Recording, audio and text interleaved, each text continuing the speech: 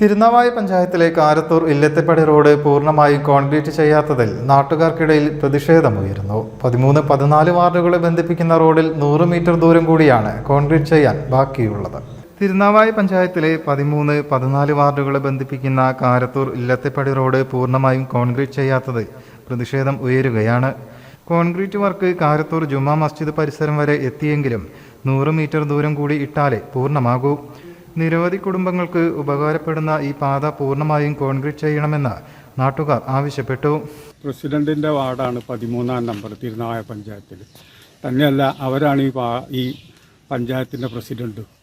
ഒട്ടനവധി തവണ അവരെ നേരി കണ്ടു പറഞ്ഞിട്ടും രേഖാമൂലം അവരായിട്ടും വൈസ് പ്രസിഡൻ്റായിട്ടും ഒട്ടനവധി തവണ പറഞ്ഞു.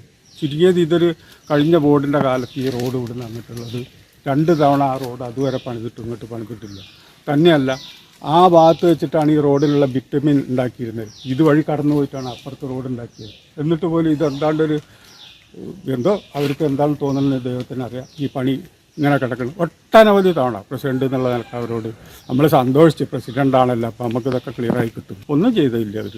ഇപ്പോൾ ഈ അവസ്ഥയിലാണ് കിടക്കുന്നത്. കണ്ടല്ലോ, നേരെ കിട്ടൂടെ, ഇത്രയും സ്ഥലമല്ലേ ഉള്ളൂ. അത് നേരത്തെ പഴയ പ്രസിഡന്റ് പറഞ്ഞ് ഇത് കോൺക്രീറ്റ് ചെയ്യാം, അത് ചെയ്യാമെന്ന്. അവരും ചെയ്തില്ല.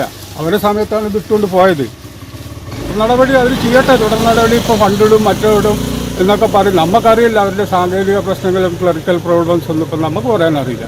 അവർ പറയും, നമ്മൾ കേൾക്കും. പക്ഷേ അവസ്ഥ ഇതാണ്. 6-7 വർഷമായിട്ട് ഇപ്പം ഇല്ല.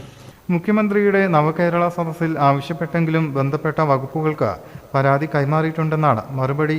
News bureau, Tirur.